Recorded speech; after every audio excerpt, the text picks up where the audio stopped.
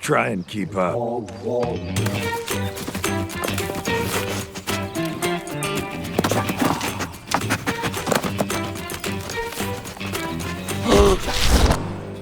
Nuts.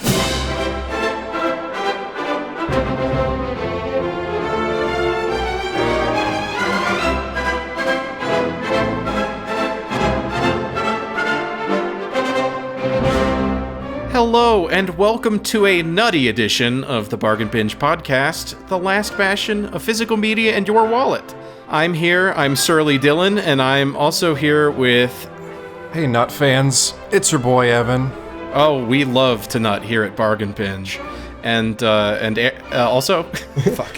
Hey, it's me, Jeffrey Dahmer's brother from another mother, Aaron. Yes, we've recently discovered Aaron looks quite a bit like Jeffrey Dahmer when you take his glasses off. It's honestly quite an unsettling thing to be in a podcast with someone so serial killer adjacent. Oh, yes. I was shocked myself until the DNA test came back, revealing the relation. Oh, I thought you meant like from his stomach, from the victims he ate. Like he ate your grandpa or something. I don't know how genetically that puts him in my family line, but... He was doing experiments with his victims, so you don't know if any of them may have been successful. Yeah. Maybe you're the only one. Yeah, maybe he was just that damn good at science. Okay, well, on this podcast, we randomly select a movie from a bargain bin, usually a DVD, and then we review it, not only for the movie, but also for the contents of the disc, including the bonus features, if any, and we will also go through the labor of listening to the commentary track. We have a movie picked by Aaron today, so here is the clip of him doing that. Okay, I'm gonna reach into this disgusting bin and find the highest quality thing I can at the bottom without looking. Okay. Let's see what I got here. It's like a volcano of DVDs about to erupt. What is it? The Nut Job, Nutty by Nature. Okay. The sequel to The Nut Job, a film I have not seen. Yeah, I've never seen that either. A high quality pick. Yeah, this is very good. This is a very good one. Can't wait. Can't wait.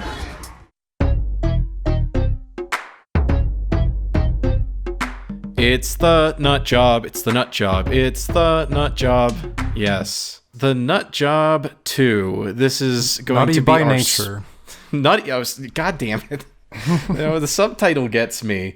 It doesn't really play into it at all. I was kind of expecting maybe a Naughty by Nature song to play or something, but didn't quite get that. No, it's an unrelated pun. I think it just has to do with the fact that there's this conflict between scavenging for food like a real squirrel or stealing it from a nut shop. Yeah, so this is a spiritual sequel to the Cartoon Lampoon episode on the first movie, and they're the ones that got me into podcasts, so big shout out to Lenny, Seth, and Sagan. They no longer make a podcast, but still cool dudes. I actually have seen the first one, which I watched a very long time ago, like in high school, just on a whim with my friend. I don't remember anything about it. I know it was about a heist at a nut shop. Yeah. Do you have any experience with this, Evan? I've never seen the first one. The second one alludes to the plot details of the first, but yeah, I don't really know much. Too much. Not a lot, but I went in blind on this one.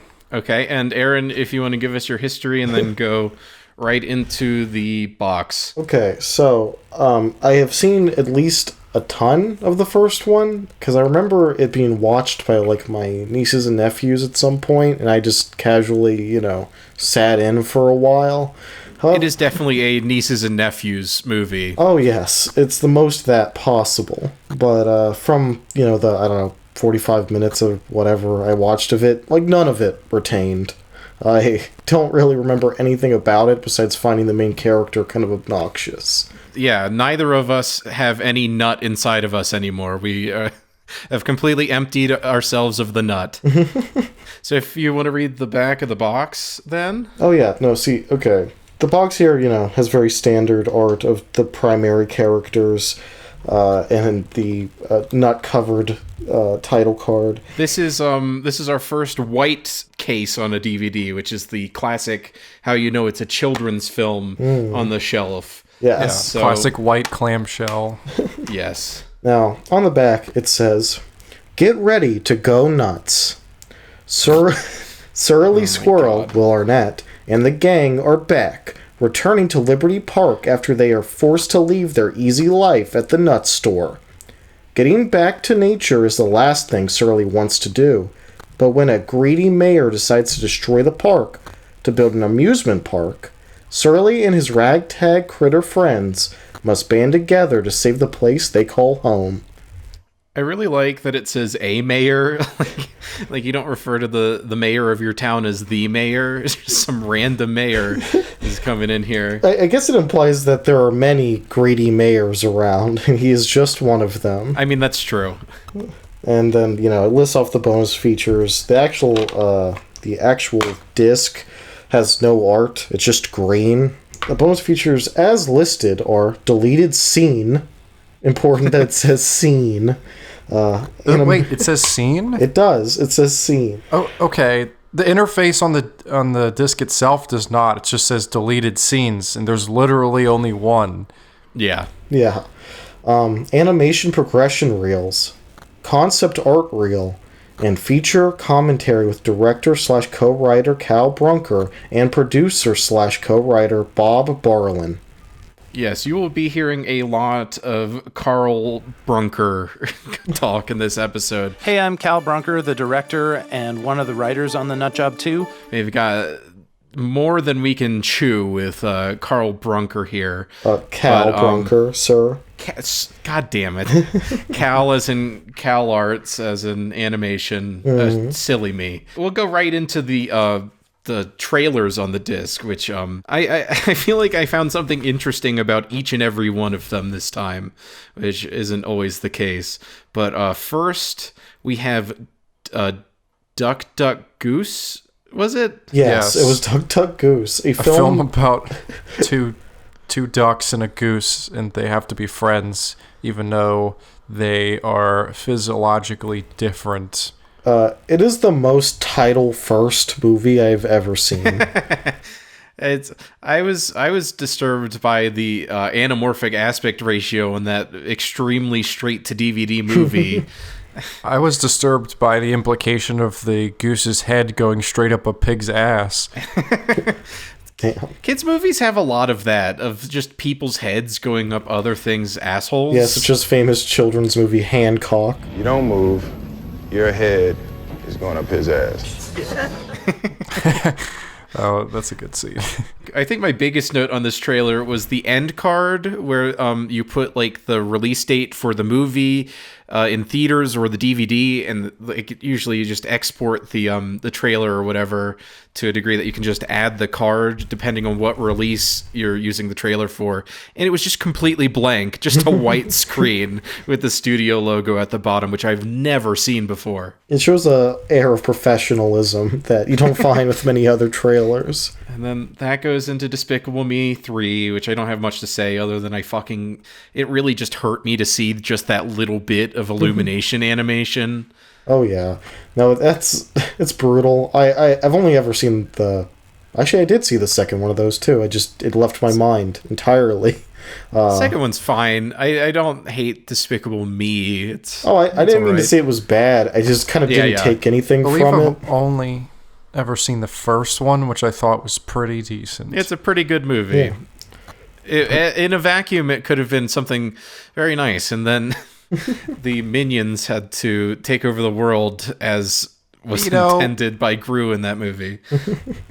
So then we have something I haven't seen before, which is a trailer on a disc for something that's only on streaming. Oh yeah, and that was for Spirit Riding Free, the DreamWorks sequel show to Spirit. that was bizarre. I remember thinking to myself, "Well, isn't this a show? Why is there a trailer for this?"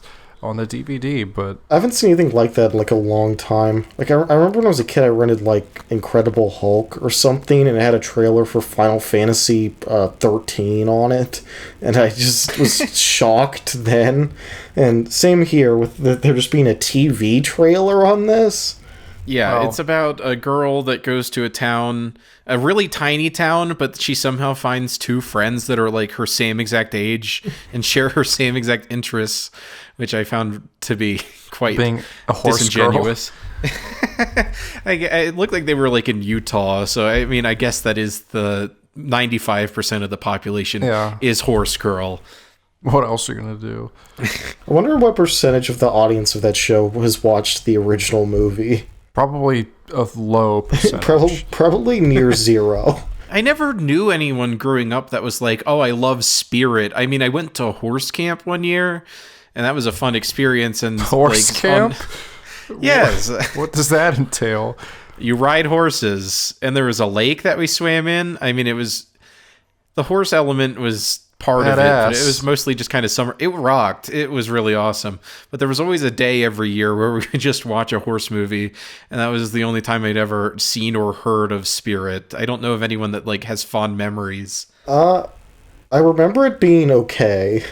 Dylan, are you a horse? Are you a secret horse girl? No, my aunt is a horse girl. I don't want to disparage her. I mean, she likes horses. I don't want to call her a horse girl. Those are different things. Yeah, they're different things. Just because you like horses doesn't mean you're a horse girl. Well, she was a stable hand for a while, which is a dope ass job. I just got to hang around horses quite a bit as a kid. I respect them, and I think they're cool creatures, but they also terrify me at the same time. They're so fucking scary. Oh, yeah. So frightening. Their hooves that are like tentacle fingers that if you don't manage them, they're just like Cthulhu claws. It's very unsettling. Yeah, and the fact that if they just abruptly decide to buck out of fear, you'll just die. Like, Yeah. you get kill hit you. with those, you're done. And their legs are so they're like popsicle sticks, and if they break, they're just they're dead. Yeah, there's Pretty nothing you can much, do. Moving on from the glue factory, we've got All I Want for Christmas Is You. I'm sorry, Mariah Carey's All I Want for Christmas Is You, in a long honored tradition of movies that are based off of Christmas songs and turned into like shitty animated children's movies. Right. It's just a cash grab. I couldn't really get a hold of the story on that one. She, like, wanted a dog, and then she, like, was invited to a pageant that specifically required owning a dog. And... Aaron, you see, it doesn't need a story. All it needs is the fact that it references and has the song in the name of the film, so they can cash in on the popularity of Mariah Carey's All I Want for Christmas Is You. Mariah Carey's All I Want for Christmas Is You, November 14th on Blu-ray, DVD, and digital. Yeah, but the you, because it's a children's film, it can't be a romantic relationship. Her aspirational you is, of course, a dog. Yeah. So, Puppy. but then we have Moon, Guardian of the Moon, which was such a short trailer, I missed it. Yeah, it's a dub of a French film that had been released like years earlier. It's real. Like I knew immediately it was foreign because it's released by G Kids, who usually do anime releases in the West. But yeah, I guess they picked up this like random French movie. It looked fine, I guess. I didn't really get a full understanding. Yeah, that explains the incredibly stupid name. Mm-hmm. Oh no, you can always blame the French for that. The main character's name is Moon, spelled M-U-N-E, and he's the guardian of the moon. M-O-O-N-E. No E. Moon. And then there was, the last one was Thomas and Friends, Journey Beyond Sodor. What's Sodor? That's what I want to know. That's the island that they're... What? Come on, dog. Really? Come on, bro. No, I guess that shows how far me. removed I am from that, because I watched that show a lot as a kid. Evan, I know you have way less autism than either of the other two of us, but come on, man. Yeah, You no. gotta be fucking kidding me. No, I'm honestly ashamed, actually, now that I'm saying this, because, fun fact, a line from that show was the first full sentence I ever spoke. Oh, yeah. Yeah, it's the island of Sodor, and this one is the big deal is that he's leaving Sodor, and I don't know if he's ever done that before. I have no but I idea. just found it funny that the old traditional stop motion / whatever animation that is considered like creepy and stuff. But I found the CG versions to be even more so. Oh no, this was cursed. I was like frightened when I saw these CGI abominations. Like, they're really unsettling. I've never been bothered by the stop motion stuff because they just look like toys. There's like nothing too weird about that. When they have like Charming. weird CGI faces that are just morphine, not a fan. Yeah, so Thomas goes off the island and then finds a bunch of prototypes for experimental engines like the Island of Misfit Toys, and that's that. But we'll move past the trailers and we will get right down to the nuts of it with the nut job to Nutty by Nature. Yeah. Which we follow the continuing exploits of the characters of the first movie, presumably. We got Surly Squirrel, played by Will Arnett. We've got Maya Rudolph playing a dog, a pug. I forget the name of it. Precious, the dog. Yes, that's right. Yeah. And then we've got Katherine Heigl playing the love interest, and that's the returning Andy? cast, pretty much. I think Andy, her name. yes. I only remember that Precious's name because of the like Brangelina-esque combo dating name that she gets in the movie. Hey, I just had the most unbelievable thought. I'm Frankie, you're Precious, that makes us Freshous. With her new male friend. Oh, Oh, right. yeah. Yeah. So there's a lot of other characters in the first one that are seemingly pretty important that are just completely omitted in this one. Well, I just want to run through the cast list here because this is one of those movies that's being sold pretty much on the By the fact that there's a cast. bunch of celebrities in it. Yeah, this one's quite diverse. And one of the bonus features or something, they were going through all of it, and I was just completely taken aback. We've got Bobby Moynihan plays the mayor.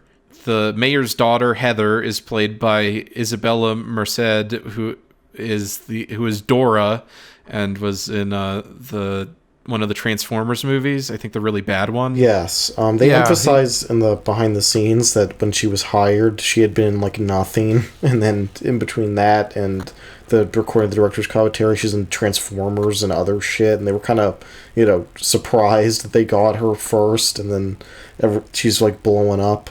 Yeah, really blowing up. And fucking Dora. I'm sure that's going to get her plenty of roles. Not anything against her, but I that movie, she's been almost exclusively in garbage, it seems. Oh, yeah. Transformers The Last Night is like apocalyptic. I mean, this might be the best movie she's been in.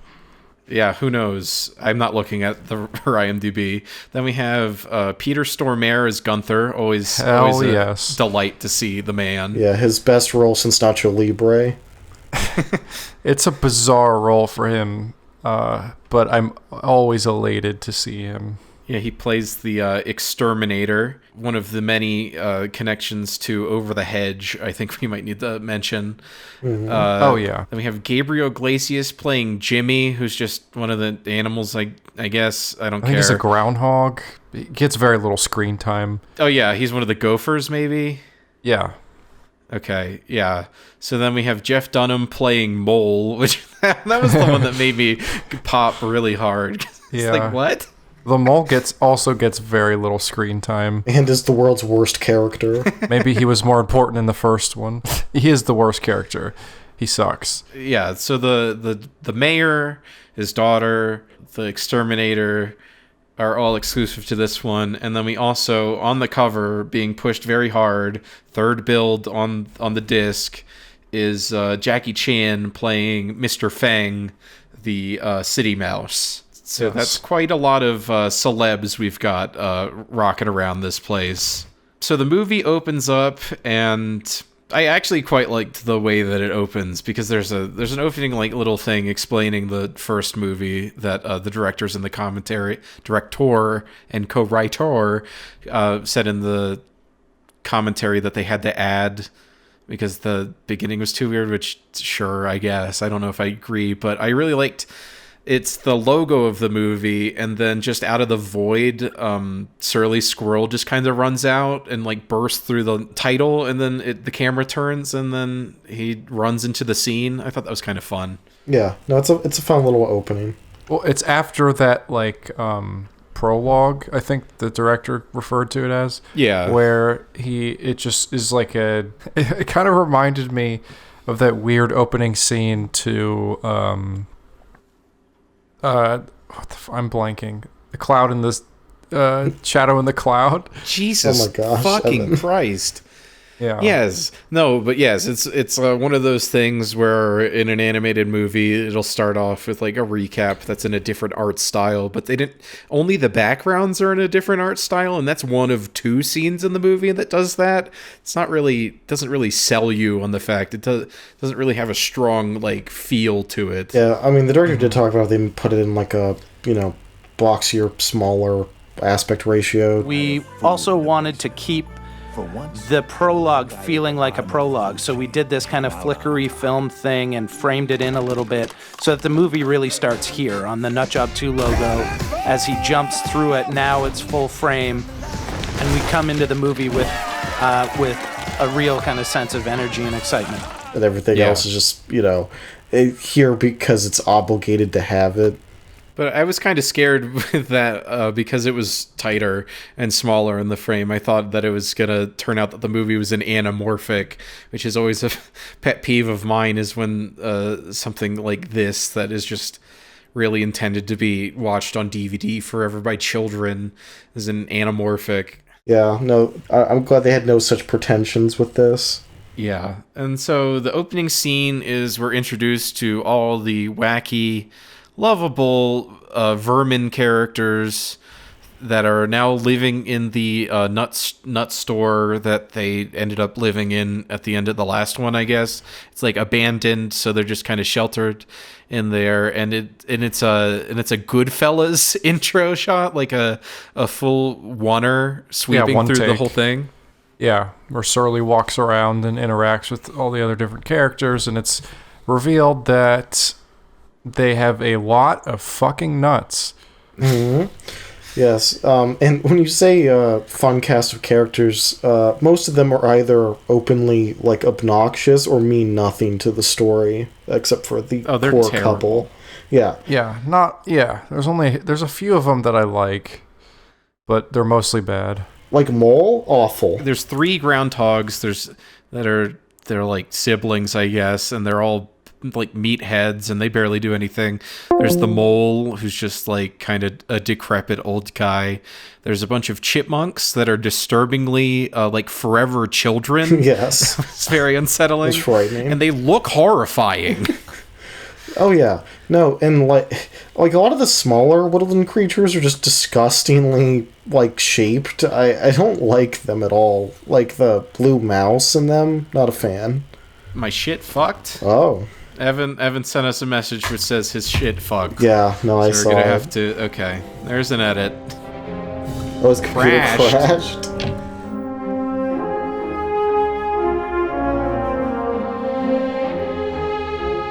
All right, I'm recording. Do you remember the 21st night of September? Chasing the minds of pretenders. There we go. Love was chasing the clouds away. It's away. There we go. Okay. Yeah, so for the audience, that's how we sync. I think I'm going to leave that in this time.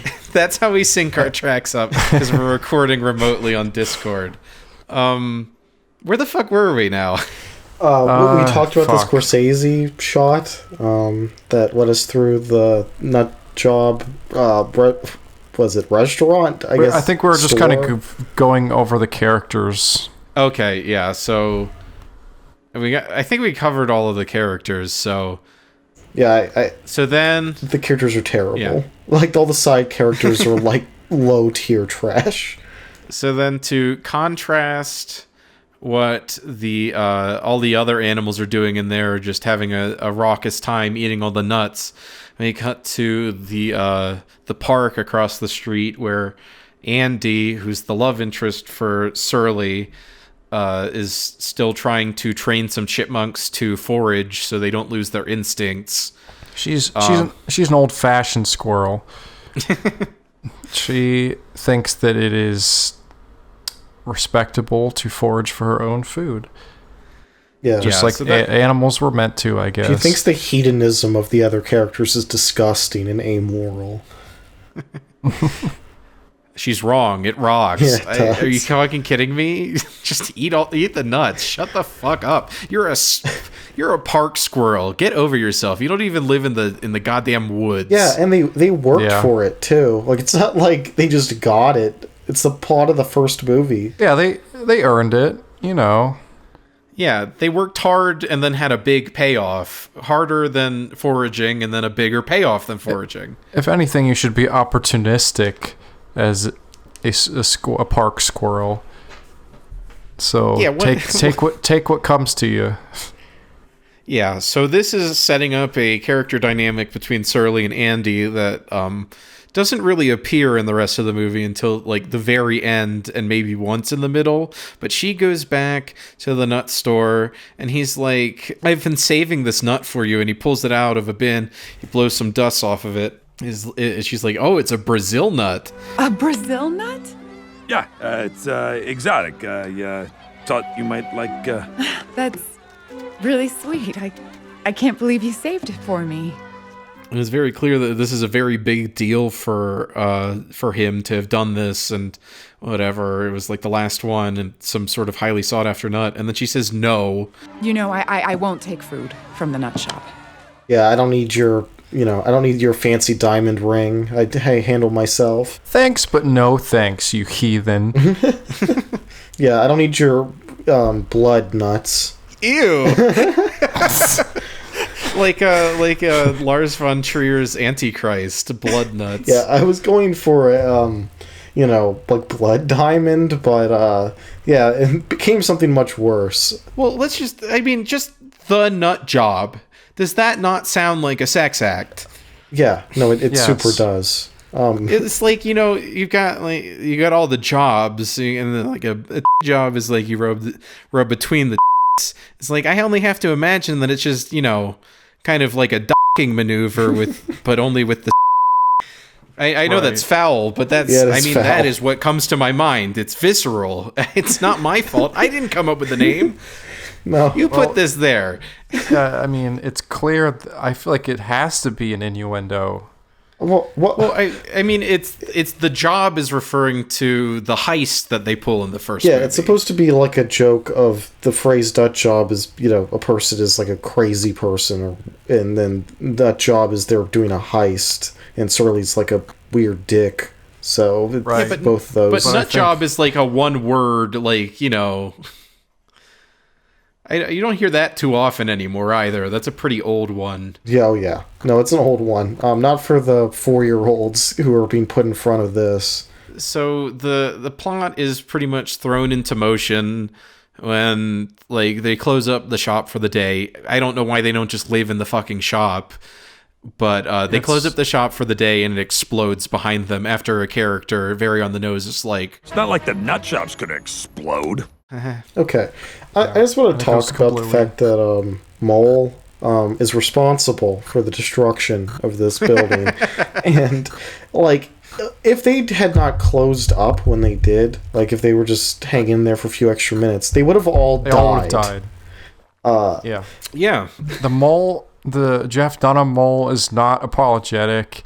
He honestly is just like, lol, sorry, I get, he doesn't even say sorry. He just is like, lol. Yeah. So he just treats it he just shrugs it off he didn't just cause them to, face starvation and death. Mole, you had one job. What was that again? Shut off the boiler so it doesn't explode. It's not my fault. I told Jimmy to do it. I told Johnny to do it. I told Jamie to do it. And I told Mole to do it. Oh, right. It is my fault. Very weird. I know it's like a movie for 4-year-olds, but I feel like people should be more mad at him than not at all. Well, let's just put this out here. Even if a movie is made for children, children deserve our respect. Yeah. No, they don't. Children's movies cannot be good. They've never been good. And the fact that you're judging it like it's a movie made for an adult honestly kind of is insulting to me. I don't Evan, know. if you weren't being sarcastic, you'd be a really popular poster on Letterboxd. Cal, I wonder if people even understand the sarcasm. Cal Brunker in the behind the scenes or director's commentary or something describes the idea that the movie can't have violence in it. You have to create these exciting moments that feel dangerous to your characters without anybody really ever hitting anybody else, because you want to keep the violence in check. It's a family film. You don't want it to be off-putting. Oh, come on. And that he made sure that no one gets punched or kicked or anything outside of loser. Nerd. Yeah. Velvet. Because he explains that the villain, I guess originally, or it was thrown around, but he would smack the main character around at the end. Smack him in the nuts. So the hot air balloon fight coming up is another example of us trying to create an exciting, dangerous situation for our main character where there isn't real kind of punching and kicking violence. And so we came up with this idea of the mayor could actually fight and threaten Surly simply by stomping on this balloon. And you just explained that was done just to make sure there's no violence. And it's just it's weird. A PG movie. You can have violence. Yeah, it's cartoon violence. What? I don't... And it's the funny thing is I feel like some of the violence isn't directly perpetrated from one character to another often, but when there is smacks and pratfalls and stuff, I feel like that's pretty well executed. So it's weird that they strayed away from that. Yeah, no, it is strange, and I don't know. I feel like it just kind of makes the movie. Is one of the elements that makes the movie less funny to me. There's not there's a couple really good. There needs to be more slapstick. Bits, not much. Yeah. Mm-hmm. Yeah, we'll get to those. There are some good ones sprinkled throughout, but so then the conflict becomes they can't live in the nut shop, and then so they're driven back into the park that's across the street, but the big evil mayor wants to build an amusement park in the middle of a metropolitan area on a small park. Yes. The mayor is very evil, but to a annoying and lame degree. Yeah, there's one scene in particular that really stuck out to me as this is too much. And we'll have to bring that up when it comes around. It's in the scene where he's driving around and we'll cover that. But it's not done to the correct cartoonishness, I guess. It's weird. It doesn't hit. It's just a weird middle ground. It's not. I don't even. It's so weird to even describe. Well, he's comically evil, but he's not threatening, and that combination is really weird for the main antagonist of the movie to have. Yeah, he's ineffectual. Yeah, he's completely ineffectual, but he's also horrific. So it's just I don't know. It just comes off really strangely.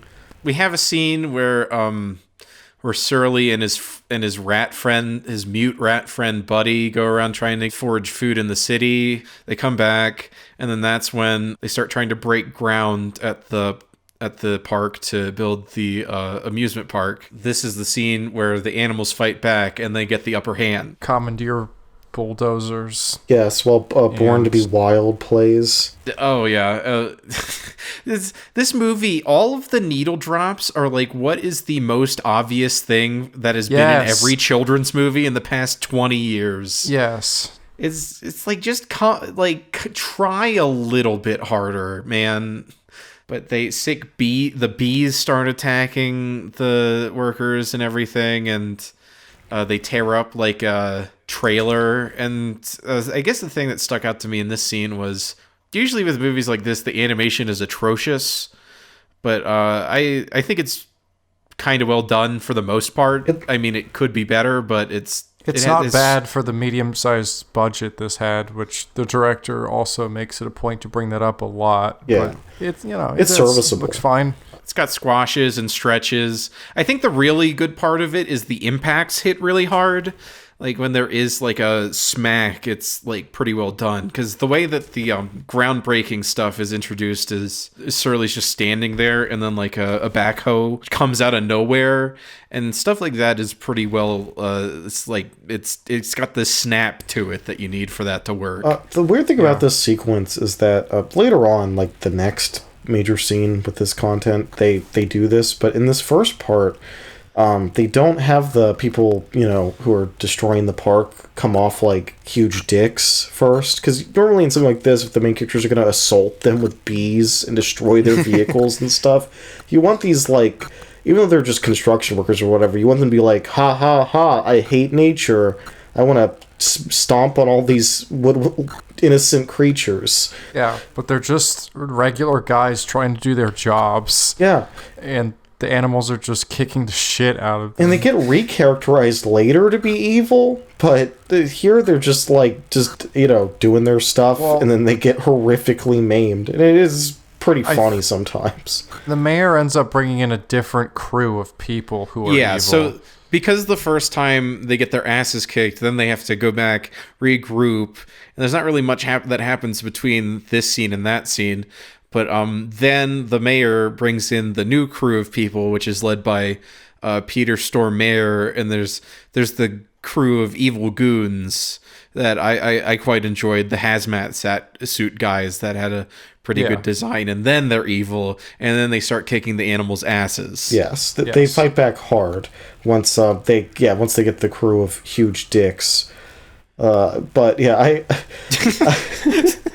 Okay, what are their nuts like? This is a movie about nuts.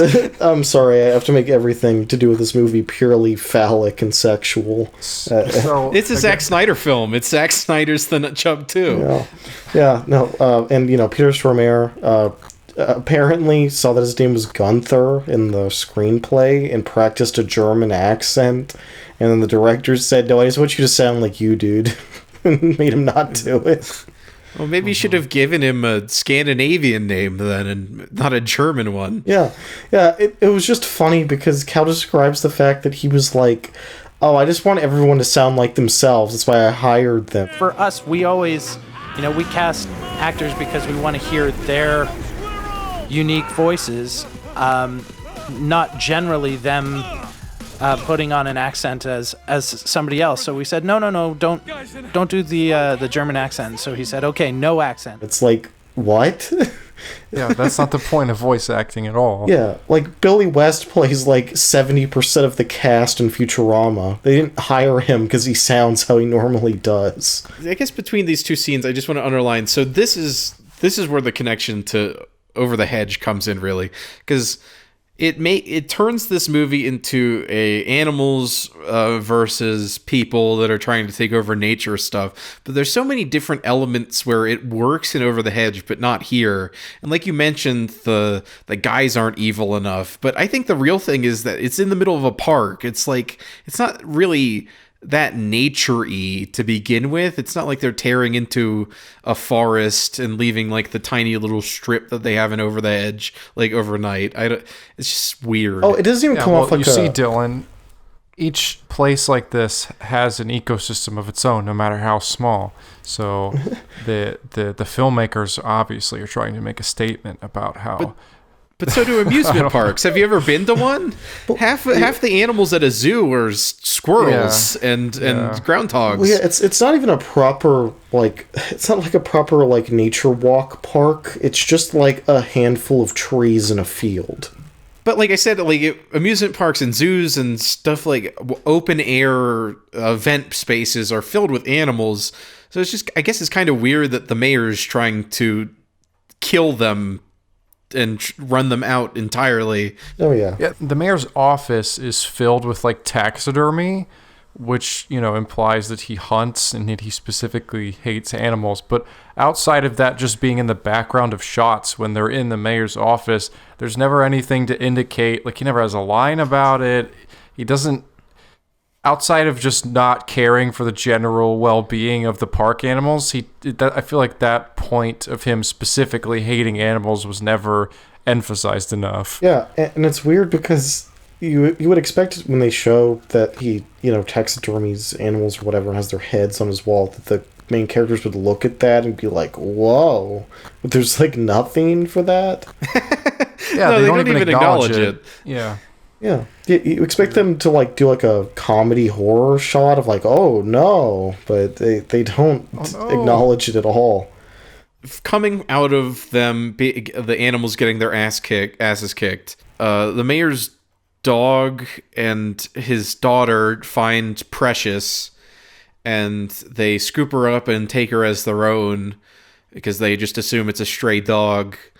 And so Surly gets trapped in one of Peter Stormare's animal traps, and then all the other animals are trying to get him out, and the mayor's disgusting, obnoxious little daughter sicks her dog, who's like a French pit bull, I guess. French bulldog. Like, oh, go get those animals, and then Precious like puts herself out there to distract the dog, because it turns out that the bulldog falls in love with her, and and then she's like, okay, I'll distract him, you guys get out of here, and then they end up, and then the daughter just for some reason, is like, oh, you're mine now, this is cool, this dog has a collar and everything, but I'm gonna take it anyway. I mean, I don't think she's wrong. It is a stray dog. I mean, yeah. It's not too crazy to adopt a stray dog just that you find. Oh, you're right. But usually you look into that, and then once you determine it's definitely a stray, you're like, okay, maybe I'll keep it. Well, they also whatever. It's a child. When her dog Frank, the French bulldog, sees Precious, they do once again like the most basic music drop humanly possible. Yes. Oh, yeah, at last my love has come along. Yeah, and they do the slow-mo shot, and it's all serviceable stuff, but just the most basic like possible. The director was just gushing about how excited he was to have gotten the license for that song. The first time we put this together in editorial, I love this song, and I was like, you got to use that. It's got to be one of those moments. And luckily enough, we were able to get the rights for this song and keep it all the way into the final movie. It's like, dude, you picked the most generic thing that's in every one of those scenes where two people meet each other for the first time and they fall in love. That's in every scene like that. And it's like, it's either that or it's Marvin Gaye's "Let's Get It On." Yep. Yes. Or it's there's some other ones, but those are like the two most common. Yeah, it's always like a handful of like 3 songs. It helped a lot that when we tested the film for the first time, that song was in it, and the audience reacted really positively to this scene, and after that nobody wanted to change it. So I love it. I'm so happy it's in the movie. Stupid. But then they take her, and then this is the scene that I was talking about earlier, where the mayor is just trying to get back to his office, and because he's such an asshole, he just starts driving on the sidewalk and like actively running people over. There was a pretty funny gag where someone, a citizen, hits the windshield and looks at him, and he's like, "I voted for you," and then he's like, "All right, have a nice day," and he wipes him off with the windshield wipers. I was like, okay, that's kind of funny. Yeah, that made me laugh because he gets like windshield wiper fluid in his mouth too, and he's like, but then after that, I was just like, well, this is excessive. This isn't even like a cartoonish sort of villainy. This is just kind of disturbing. Oh, yeah. Yeah. It's funny because they don't want, like, the animal creatures to get punched or whatever. But then, yeah, they'll have this guy just hit people with his car and cause, like, horrific car accidents. That guy died. That guy on the windshield's dead. That's a literal massacre. Committed by the mayor in broad daylight. But no, they can't Looney Tunes punch each other and hit each other with hammers. They can't arrest me. I'm rich. That's what he was saying. So then Surly and Buddy go looking after looking for Precious, and then they come across Mr. Fang, the Jackie Chan character, who's a mouse. A white mouse with a legion of other white mice. He's adorable, but he doesn't want you to call him adorable or he'll kick your ass because he's been trained in the kung fu arts. Yes. Don't call me cute! What else has that been in? That gag is like... Oh, yeah, everywhere. I'm sure that's in a lot of Doesn't things. Secret Life of Pets have something like that? Yeah. No, Secret Life of Pets, yeah, that's in there. With Kevin Hart's character. Mm-hmm. Yeah. He's the same character in that movie, actually. They're pretty much exactly the same, except I like this one better. Because it's not Kevin Hart. Yes. Yeah, it's Jackie Chan doing, just kind of going for it. And I also really, really like the weird choice to have him stand up on his tail all the time. Well, that was interesting because that's like the exact same thing he does in Kung Fu Panda as Monkey. Oh, yeah, you're right. Oh, yeah. I forgot about that. Yeah, he has like a movable tail that does a bunch of stuff, and he there's even a point where he sits on it and meditates, which is like an exact thing that happens in Kung Fu Panda with his character. All right, well, now I'm lost respect for it because it's just Yeah, it was one of my favorite little things about the movie. Yeah, I was like, oh, that's a cool choice. That's interesting, but turns out it was just lifted from Kung Fu Panda. I love Kung Fu Panda. How could I not realize that? Great movie. Yeah, so he runs an underground gang of lab mice, I guess. I don't know. They're all white. And then they chase off our protagonists, and then they somehow find their way into the mayor's mansion in the middle of town. And while they were looking for Precious has a heart-to-heart with Francis, the bulldog. This is one of my favorite scenes, honestly. Yeah. It's just the vomit scene? Yes, it's actually pretty funny and gross and it's weird. Just cute. I don't know. Even despite being gross because they eat their own puke, but that's what dogs do. It's like a genuine character moment. Yeah. And as we know, pugs and to a lesser extent bulldogs are horrific animals, so it feels natural for it to be as gross and strange as it is. But it's also pretty genuine. I really enjoyed the scene. I like their character stuff between Frank and her. They're locked up in a cage, and the little girl has essentially been torturing them. And what is it, Frankie? It's Frankie. Frankie's Frankie's got you covered. Dinner is served. You want me to eat your barf? That is revolting. Revolting? No, girl. Regurgitation. And there's this giant pile of vomit. And he's like, here you go. And then Precious, is disgusted. So much so that it makes her throw up. And then Frankie's like, all right. Both of it. Suit yourself. I can't let this go to waste. Yeah. And then he eats all of it. It's a pretty good payoff to their character considering how just bad of a vibes I felt with the needle drop intro to their dynamic. Yes. No, I like the relationships. Cute. Frankie is a very nice dog. He's just a simp. Yeah, huge simp.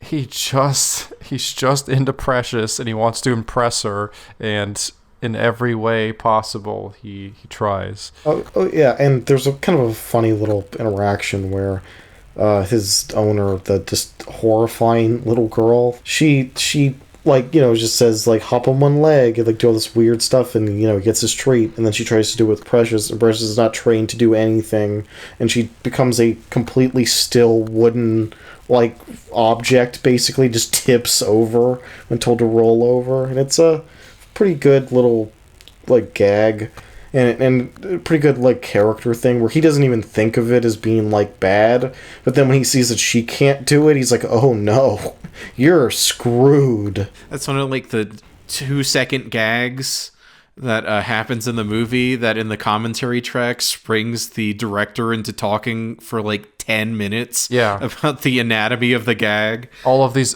arguably more important scenes he's just talking over. If you watch the animation on Precious here, as she falls over, she completely freezes right there. nothing moves her. We'll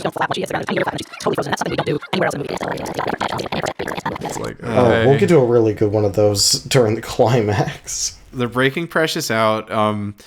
They're successful at doing it, but then Surly steps on a squeaky toy, the classic cliche. They run around, they ride Precious like a horse, and Surly somehow gets a cowboy hat to make it as cliche as possible. But Buddy is riding on her ass, and the whole time he's like grabbing her tail, and it looks like he's aiming her ass to like, I thought the whole time she was gonna like poop or something. Me too. Yeah, the way he was holding the tail, it was almost like aiming it was like wielding a bazooka kind of feel to it. But it never happened. So they're about to make it away and everything, but then Surly gets cocky and destroys the mayor's bobblehead that he has of himself while he's pointing a fucking crossbow at them, and he fires and misses Surly, but then he hits the stone ledge on the balcony, the ledge of which Buddy is standing, and then it crumples, and then he just like looks at the camera move. like oh no, and then he falls. And then it's revealed that he fell like through the awning at the bottom of the building all the way to the bottom, and it's just smacked on the concrete. It's horrific. It's played so straight. Yes, and here's the thing though, like when Aaron and I were watching it, the way it was cut, when it cut back to Buddy, we were expecting that arrow to be like through his chest, and he's holding it, and then he looks down at it, and then he just falls over the balcony. And then we would have been like, holy shit. Honestly, I think, that's horrific for a kid's movie, but that would have just been quite a moment. Shocking moment.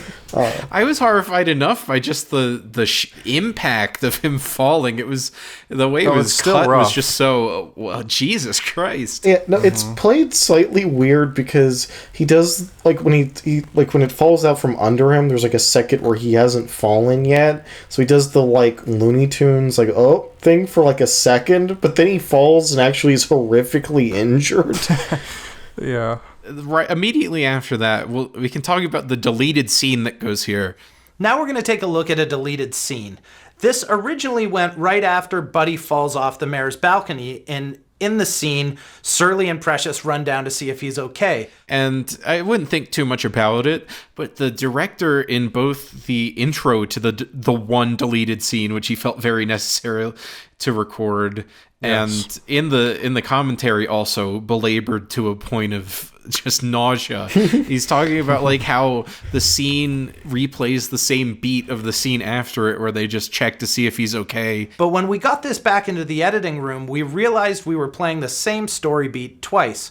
When we got that into the edit, we realized it was a repeated beat and not something that we needed. So, but it like between the intro and the commentary track, the director must talk about like this very non-consequential deleted scene that wasn't even finalized with animation for like 10 minutes.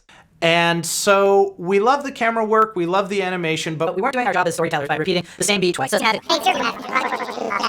And I kind of understand what he's talking about, but like it makes sense. Like as a director, that's what you're trying to do. You're trying to, streamline it, make sure there's no repetition, but like to just it just repeats the fact that he was so hung up on it. Yeah. It's like, dude, it's not that big a deal. You cut it, you got rid of it. Yeah, he talks about it like it's one of the great failures of his life. that he ever included it to begin with. Yeah. It's just he's talking about how he's failed on every level as a filmmaker, and that he's ashamed of himself. Even though it's like 15 seconds of incomplete animation. Yeah, it's not even the lighting rig hasn't even been applied. But then the beat that it stays in is they carry Buddy to some undisclosed indoor location. I think it's the remains and rubble of the nut shop. Oh, that's it. Yeah. So they take him to the rubble of the nut shop, and they're like, oh no, he's dead. This isn't every children's movie. This movie is so wrought with cliche. It pisses. That's the thing that pissed me off about this movie, because otherwise I thought it was fine. But I don't understand why every children's film has to have like the same 5 stock jokes, the same needle drops, the same story beats. Yeah. Well, the thing about this one specifically is that they actually give him a nice, both Buddy and Surly, a nice little flashback moment. So we see sort of how they met and we see how their relationship begun. And it makes you care a little bit more, because typically if you see that type of scene, it's like, oh no, he's dead. Oh, we're so sad. It's like, you don't have enough context to really feel that bad. But I honestly quite liked the flashback scene when they're like little kids. Yeah, it was cute. Because Surly retells how when he was a kid, there was a storm blowing through, and he went to save Buddy from like flying away. But then in turn, he was trapped, and then Buddy saved him. Which, yeah, that's pretty good. Yeah, it was well put together scene. It gives you the idea that, you know, they both contribute something to their relationship in like a meaningful way, and like you understand why they're friends and why this means something. It's very genuine, and I definitely quite liked it. Even though, yeah, it's the Buddy's laid up for like 3 minutes, and then he's just fine. And he's revived via Precious licking him. Yeah, well, this is what I wanted to lay out, because this is the cliche part of this scene, where everyone is like hit the point where they're just crying, and it's like, oh, he's a goner. But then someone does something like completely random, and then you see like a sign that they're still alive. Yeah, and it's like, wait, cliche. do that again. I hate that. Cal was talking about how they didn't have a surefire, solid way in the script for Buddy to come back to life. They just didn't know what to do. And then I guess it came to them like, oh, wait, we've set up the fact that Precious loves to lick. Dogs love to lick. Oh my God.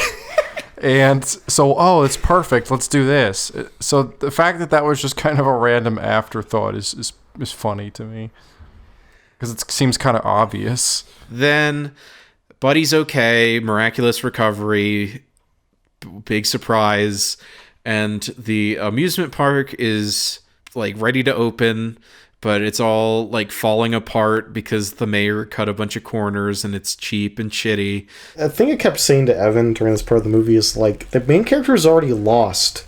The park has been cleared entirely. Yeah, they've bulldozed it. All those trees don't grow back in like a couple days, dude. Yeah, like it's over.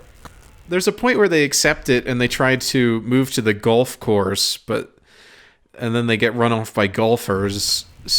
So yeah, it's weird. They don't really have any motivation to be going against the mayor, other than just pure revenge. Yeah, it's not a very good message for children. Which is fair. I mean, fuck that mayor, but... Yeah, he is a terrible person, and somehow his daughter's worse.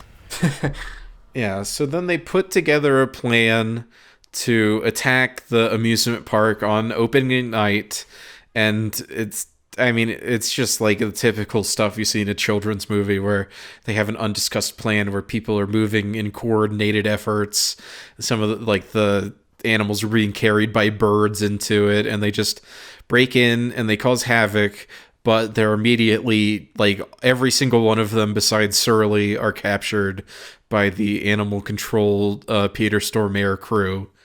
I'm trying to remember like notable scenes or events of the raid, but I can't.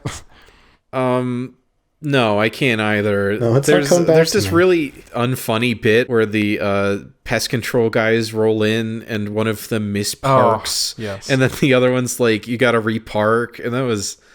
Ugh. And then it's like a wide shot from a bird's eye view of the guy rearranging and readjusting and doing it like 5 times until he finally gets in the correct way in the parking spot. Cal is very proud of that joke. He was very proud.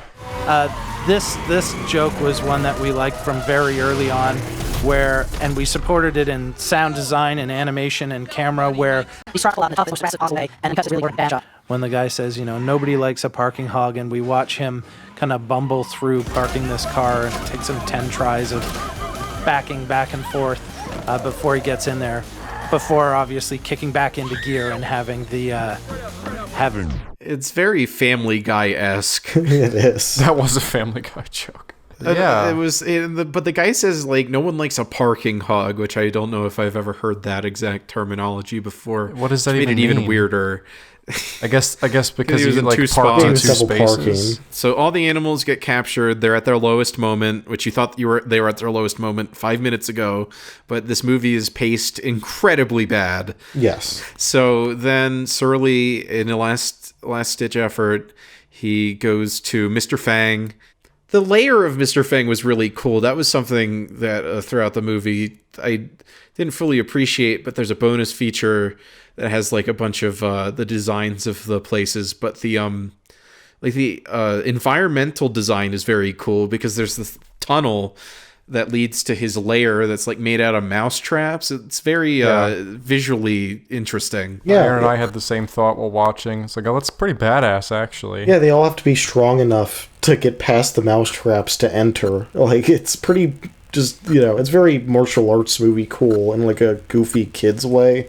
And that's, exactly what they're trying to do. So I really appreciated that. I like a lot of the stuff with Mr. Fang. And then when Surly gets in there, it's just pitch black, and it's revealed one by one all of his like mice minions light matches, and they all like go up one after the other, and then the whole room is just illuminated by matches, which they also talked about. The direct Cal talked about like how cool the lighting was, which I do agree. That was kind of a cool little thing to include. Yes. However, talking about cliches, the weird side character who has like a weird gang, and you piss them off in the middle of the movie and then you use them at the end, is in like 95% of modern animated children's movies.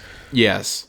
Such as the wolves and storks. Well, it's at least good that that character in this movie is at least like a little interesting. Yeah, I think that a lot of what makes the stuff around Jackie Chan good is that the filmmakers were excited to have Jackie Chan, as you would be. Mm-hmm. He's a legend. So then all of the stuff surrounding him has a lot more like focus and effort put into it. Yeah, and thought. Yeah. Yeah. But Surly starts like agitating Mr. Fang I don't understand what end it is. He keeps calling him cute and he gets mad. But then at a certain point, he just stops being mad and he's like, why are you here? Yeah, I never call you cute. I heard you. But guess what? You are cute. And no matter how many times you kick me, or punch me, it's not gonna change the fact that you're cute. You're an animal, and all animals are cute. Well, with the exception of the platypus, those things are rough. Why are you here? I guess the thought process is that Surly didn't think Fang was even going to talk to him, and he was just going to have him like murdered. So to get an audience with him, he started trying to piss him off and call him cute, so he would like talk to him. It is weird. It's I don't know. Well, yeah, he just gets his ass beat. It's playing off of like martial arts movie tropes with a lot of the Mr. Fang stuff but it doesn't really have a justification. But he explains, all my friends are captured, yada yada yada. But then Mr. Fang gives his backstory, and this is another one of those weird changing up the animation style, but it's just the backgrounds, but everyone still looks like the dumb CG that they are. Mm. But his origin story is literally just Shredder from Ninja Turtles, and he's also a mouse, and Shredder's a rat, so it's pretty obvious. But he learns how to do kung fu from watching Jackie Chan movies after he's run off of the golf course with all of these other Splinter? movies. I think. Did I say? I said Shredder. Shredder is Splinter's master. God fucking damn it! Practice harder. Yeah, Splinter does have the origin story where he just watches martial arts stuff and then picks it up, which they just do verbatim here. You were correct to assume that scene takes place in his lair when he's talking to Surly, but I'm pretty sure he actually goes into that story after they've saved their friends. All the beats are beats that you've seen in every children's movie released in the past 15, 20 years. But it just in slightly incorrect order.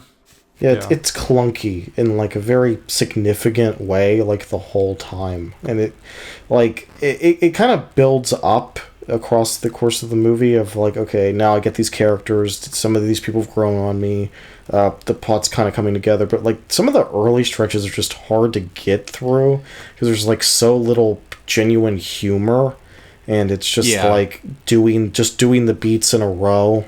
I was concerned when Buddy was revived, because that scene happens around the 50-minute mark. Yeah, and I'm like, what's the next 40 minutes going to be? But then the third act just kind of went by, honestly. The third act's probably the best part of it. It's the best part, yeah. I agree. The first act is kind of rough in terms of getting through it. Oh, yeah, because, it can't decide whether it wants to, focus on the stuff from the first movie or just get into the plot of this movie, and it's just kind of when really you could have just started with like a narrative thing that's like, oh, the nut shop exploded and now they're back, but there's like so much time dedicated to bringing them back from the first movie that it's not the first is a classic, so you have to pay homage to your predecessor and make sure the fans are satisfied. Yeah, the 5-year-olds. Yeah. The original film is the Bible of animated animal movies. I saw a lot of people saying that this one was better than the first, and while I haven't seen the first, I'm inclined to believe that's true. I would say because all I can remember from watching the first one is vibes. I don't remember anything that actually happens, but I can tell you from the feeling I have from thinking about that memory is, this one's better.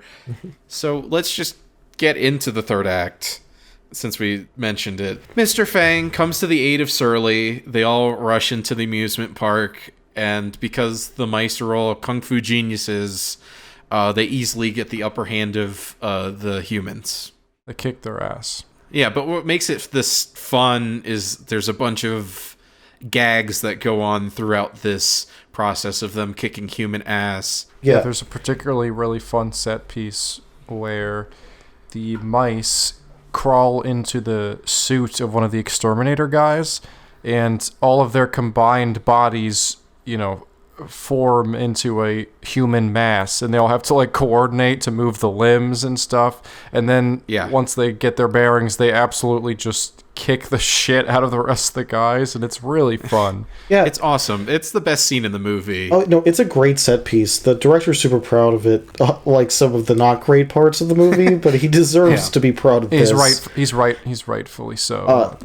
He talked about having to how they had to create like a new rig for the costume, like the hazmat suit, because they have to have one that acts like it doesn't have a bone structure. And it provided a ton of challenges for our production. And so all of our different departments had to kind of put their heads together and figure out how to make that work. Yeah, just watching them just operate this like horrific homunculus and punch everybody is straight up awesome. I love that whole thing. Yeah, it incorporates the pest control goons, which are my favorite character designs in the movie. The expressiveness of their weird, like, gas mask snouts and how, like, floppy they are is very nice and cartoony, and that's what I'm always looking for in something like this. The amalgamation of mice that are in the suit do a 1-inch punch, which is established earlier in the movie, and one of the goons flies through 10 stands at the amusement park. It's very fun. They do some Matrix stuff at one point where one of the other goons throws a punch and then they just bend all the way backwards to dodge it. And they slip through his legs, don't they? Don't they weirdly? Yeah, and then they double back around, go through his legs, and then the mice detach from the glove to form a singular hand. They reattach the fist for the 1-inch punch, and it's just a really cool build up for the sequence. I really just every part of that was really fun, and like you said earlier, the filmmakers were really excited to work with Jackie Chan, and they talk about how they just wanted to create something that would be like a a Jackie Chan fight scene, but like in a cartoon where it's not quite anything he's ever done, and they've actually fully accomplished that. Yeah, big kudos. So just to push through the rest of this movie, the mice all save all the woodland creatures, and then they join in. The Ferris wheel flies off of its hinges and starts rolling around, and it's on fire.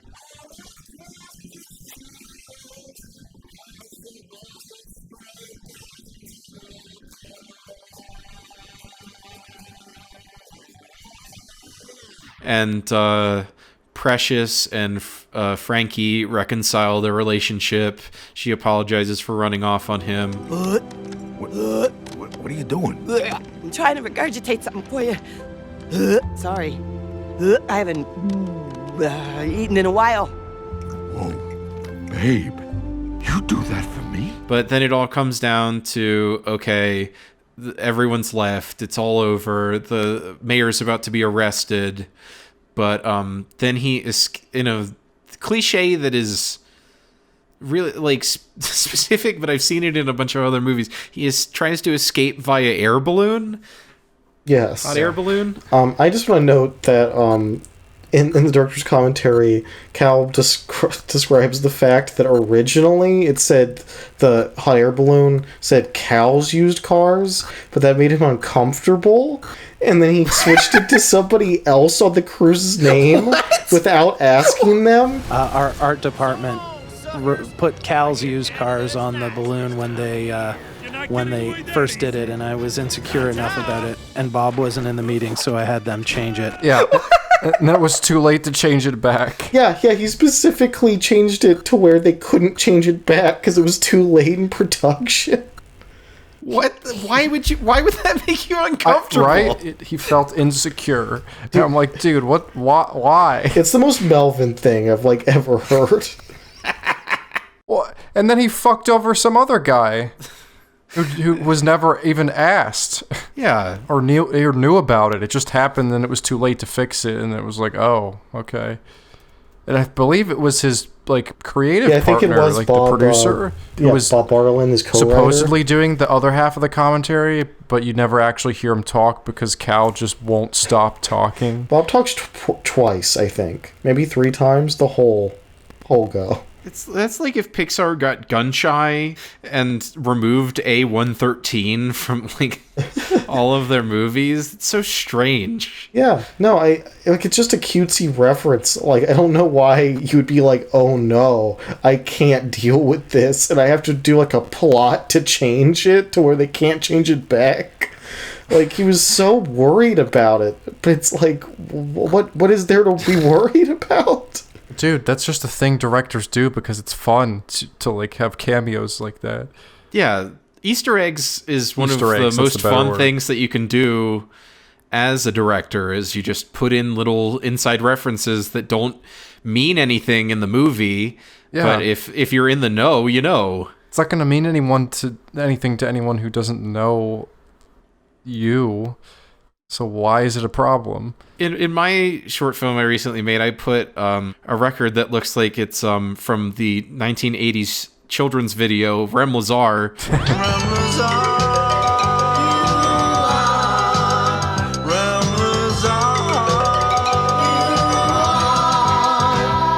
I didn't get gun shy because it's like, oh no, what if they're going to copyright strike me? Because no one's going to fucking notice that. Yeah. It's like 5 pixels in an overall shot. If you see it, it's kind of funny. Yeah, and you also used a penis of penis fame.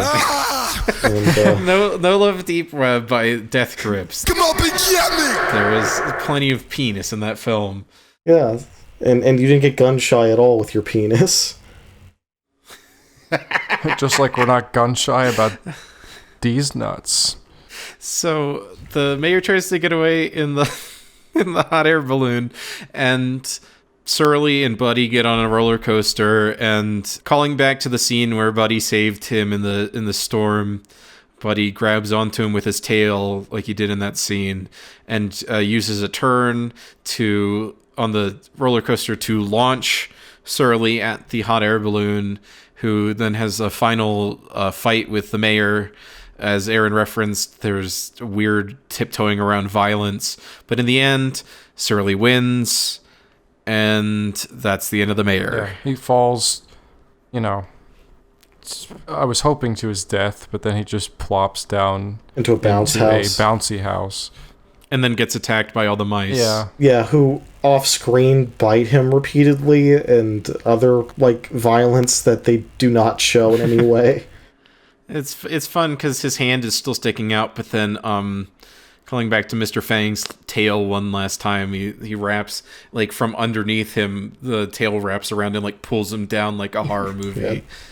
Kind of like Evil Dead Vine kind of thing, which was fun. But then we enter the epilogue, which is there's a time lapse of the amusement park being torn down, and then everything being completely terraformed to be exactly like it was before. Right before that happened, I guessed. I hazard a guess as to, maybe they're just going to inhabit the amusement park and just learn to live in fun. the park, because there's no way their real park is ever going to come back. No, the second I said that, it just hard cuts to Andy piloting a bulldozer and tearing it down, and then, like you said, we see it through a time lapse.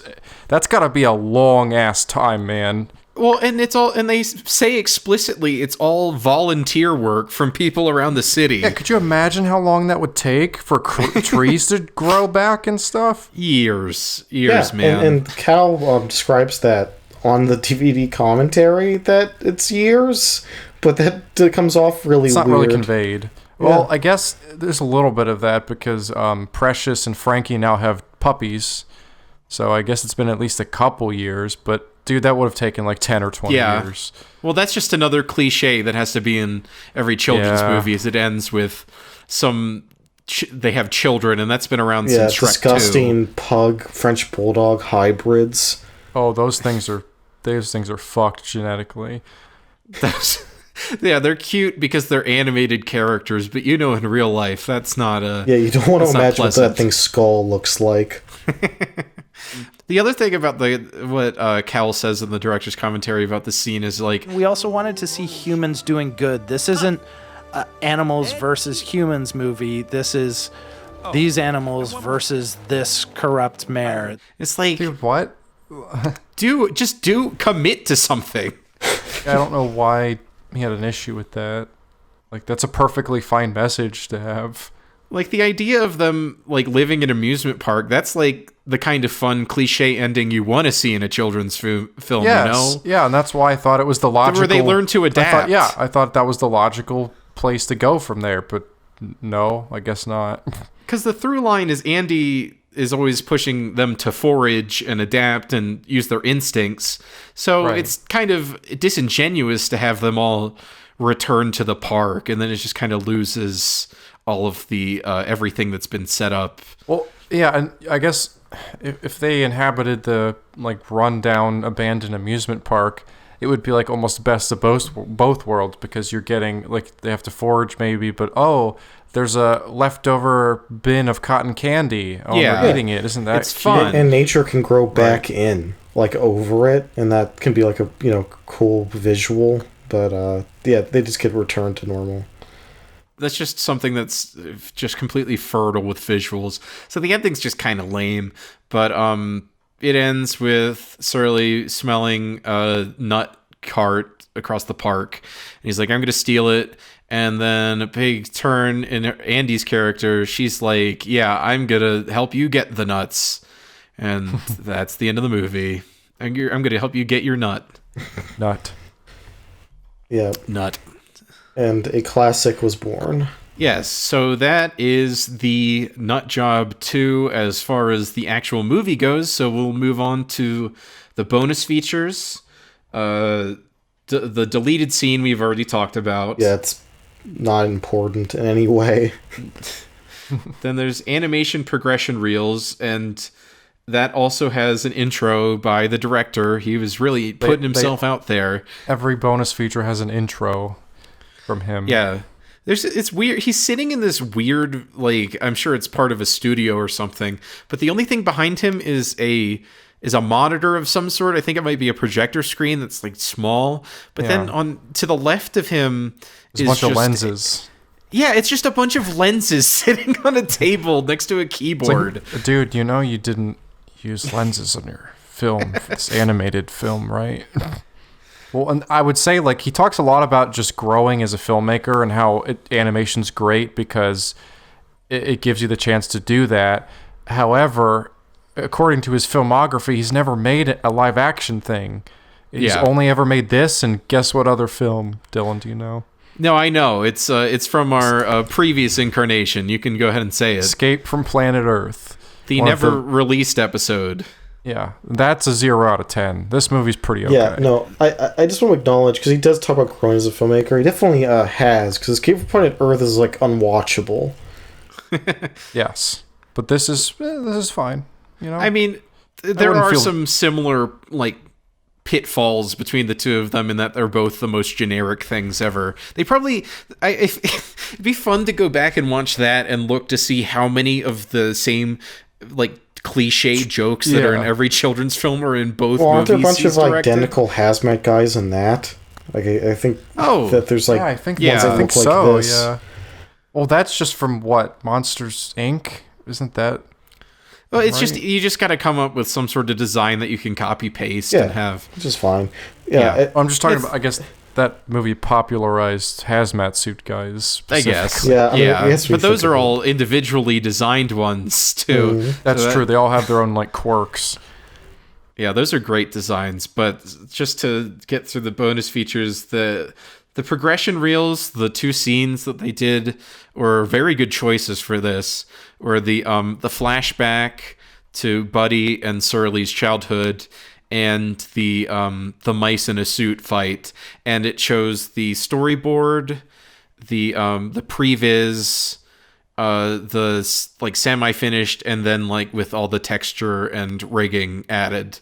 And a lot of the time things like these, like they'll go on too long, or not be engaging, or they'll play each one in a row but this is all split screen. It's very easy to consume. It's very interesting. Yeah. So this is a pretty well done feature. I agree that it wasn't too long, but I started to get worried that it was going to go on forever, but then it cut off. It cut off right at the moment that I would have hoped. Yeah, no, I quite liked it. Because, these either generally are, like you said, they're like just the whole scene plays 4 times separately, or they convey like nothing about how this film was made. Like they're just like, oh yeah, here's pictures of the movie. Now it's the full scene, and like it doesn't teach anyone anything. Like, when you're 6 and watching this, you don't go, oh wow, animation to that.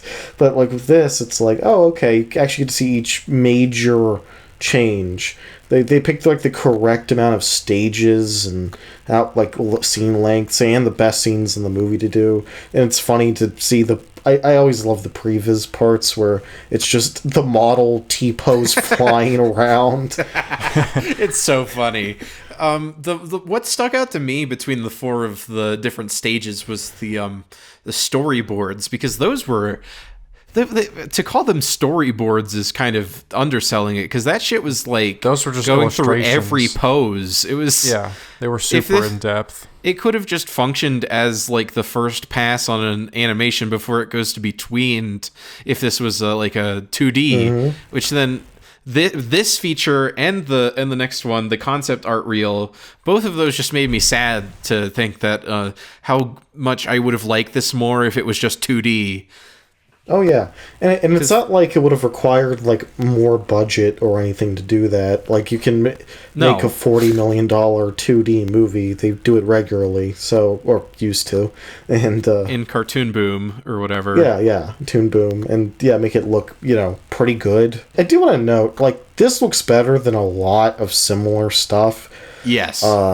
Most stuff in this budget range looks like shit in the 3D, animated kids movie genre, like 30-40 mil.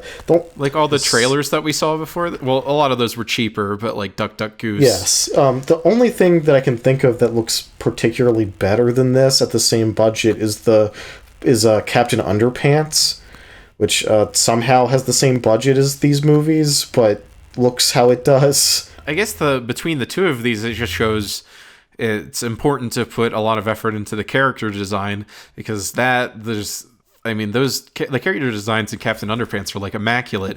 But in the next bonus feature, the concept art reel, you see the concept art just back to back with some music playing over top of it, and it, like, all of the 2D versions of the characters are very solid, and that's what you want to work off of before you can have a good 3D rig. I thought that the mayor looked a lot better in that previs version than he does in the movie, and it made me think of Danny DeVito when I saw him. And I was like, oh man, what if Danny DeVito played him? Then maybe he would have been something. Yeah. No, not trying to throw disrespect shade to at Bobby Moynihan. Yeah, I'm not trying to throw shade at Bobby Moynihan, but the character was just written poorly and the design was meh. Yeah, he looks great in that concept art. He has like weird hair sticking out and stuff. He looks more like, he just looks grosser. And he's like a little bit too cleaned up in the 3D animation. You see all the 2D designs and like the environments. It's all very nice, and Peter Chan did the environment design. He's credited as lead visual development artist, and all of the sketches of the environments that they're in are all done by him, and they're all fantastic. And that's really the highlight of the animation.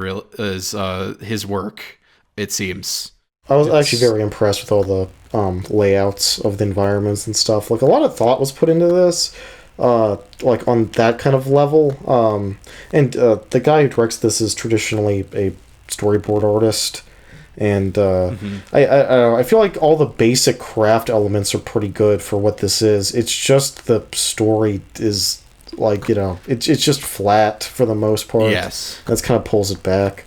And then we'll just go over any remaining thoughts we have on the director's commentary. I know we've already spoken about it a lot. It was hard not to, just because it has so much content. Yeah. He definitely gave a lot of insight. He kind of just systematically broke down the process of making an animated movie, which I found to be a little much after a while. I don't know. I guess I feel like I would have enjoyed him just telling like more stories or referencing specific moments or characters in the movie. Like we talked about it before, but he frequently just kind of goes on tangents and doesn't talk about like important like beats and scenes in the film. So I don't know. Oh yeah. One of the key moments of the film that Cal just talks over super hard is during the climax when like all this important stuff is happening. He lingers on discussing this 3D popcorn shot for like 7 minutes. One of the executives really wanted a 3D popcorn shot where kind of popcorn shoots out into the audience. And he was like, oh, I got to integrate that into my story. I got to make this like the best popcorn shot possible. And he put it somewhere else in the movie and then decided, no, that's not good enough. From a story perspective, we really wanted to create a problem for the characters at that point, which is they don't have food. And so we felt that showing food fly out into the audience and rain down all around them wasn't the right thing. And I just like the thought process on that. Well, yeah, and as he was talking about this popcorn diatribe, what's happening in the movie at that point is the reconciliation of Frankie and Precious's relationship, which I thought was like one of the cuter, more important moments with the characters, and he just doesn't mention it at all. Not everyone is cut out to do a one-man booth on a commentary track. Not everyone is Lee Winnell, who does very good work on those. Factoids straight away. I just started hitting you with facts and interesting tidbits. No meandering introduction on this commentary. Cal's clearly very passionate about this, but I feel like he just put emphasis on the wrong things. Passion, but no charisma, personally. I can respect the hustle as a director and the maintaining a creative vision and trying to make the best product and everything, but it's just not spoken about with much levity Gusto. or The guy just comes off like a Melvin, as mentioned before. I I don't even mean that to crap on him. He seems like a nice guy, and he seems to love animation. It's just he comes off like he's such a fucking nerd, and like it's just funny sometimes. Yeah, that's animation, man. Yeah, especially because he's not like a traditional director. He's just a storyboard guy who recently has been writing projects and directed this and one other thing, but. And Escape from Planet Earth is abysmal. So I'm glad that he got to do this. And he seems to be just working on. When I looked him up, he seems to be like co-writing like every cheapo Canadian animated release going forward. Hell yeah! So good for him. That's good. That's aspirational. That rocks. Well, that wraps up our the main disc content. Do we have anything to note about the video quality of this DVD? That looked pretty decent. I don't know. It's good. Yeah. As far as a DVD goes, it's good, but the problem is, I feel like with animation, it loses some of the sharp edges that are kind of like the highlights of the designs in this movie. Oh yeah, it gets fuzzy. So, it's not really the best format to watch this if you are going to. Yeah, but it's not a bad rip. But yeah, you probably want to watch it at a different format. Yeah, it's got a good bit rate. It's only surround sound. It's all right. So with all of that in mind, we are going to now assess whether this disc as a whole package is a bargain. And Evan, is Nutjob 2 Nutty by Nature on DVD a bargain? This is a good question. Aaron, can you refresh us on how much this was? This was a $5 bin release. Okay. Oh no. Okay. I would have. Okay. Family movies are usually $3.74. Tisk. Yeah. I think I'm gonna lean more into it's not. I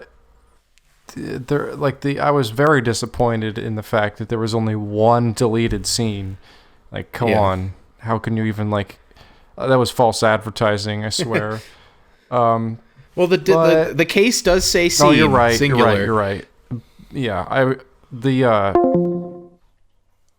Did he cut out again? I think he did. Oh my fucking god.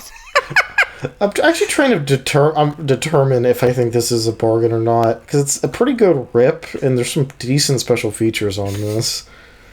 Yeah, it's not bad. I mean, I guess think about it in context of you're a parent buying this for a child, I guess, because us as adults buying this is kind of weird. Yeah, that's true. I mean, in terms of the bonus, it doesn't do any of that stuff that you want to look at when you're 6. They show one little bit of it, but you don't get a lot of here's Will Arnett recording his character and being goofy. Hey, it's me, Will Arnett. Here's a movie I'm in. I guess if you're trying to get the content of just shit to throw your kid in front of, there's only 10 minutes of bonus features, not counting the director's commentary. Yeah, no, I just gotta go ahead and say no. Yeah. No. I think the answer is no, but this is closer than the other stuff has been. Yes, this is our most filled with the content we're looking for, the bonus stuff that we crave on our discs. So commendable effort. Yeah. We can at least say, even if we don't think it's a bargain. Yeah. And now we're going to come to the part where we decide whether or not we recommend the movie itself in any sort of form, like streaming, yada yada yada. But first, we need to make sure Evan gets back on the fucking podcast since his computer has gone rogue. Yeah, and multiple times crashed.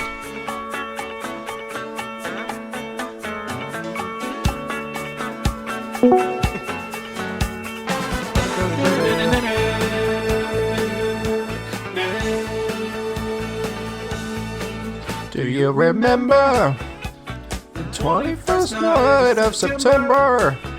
Love was changing the minds of pretenders. Was chasing the clouds away. Okay. And we're back. So, Evan, you're back just in time for me to ask you, do you recommend this movie? And if not, what is a recommendation you have that might be related? Oh, did you guys already do that? Yes. We did. We're just rolling through it. Okay. No, it's fine. I just didn't know. This is another one where I'm a little conflicted. It's not good, and there's so many other better options for like a kids movie, an animated kids movie, but I feel like I have to give this one like maybe a soft recommendation. Maybe I'll say if you've seen the first one, maybe check this out if you're interested, because I'm pretty sure it's just better.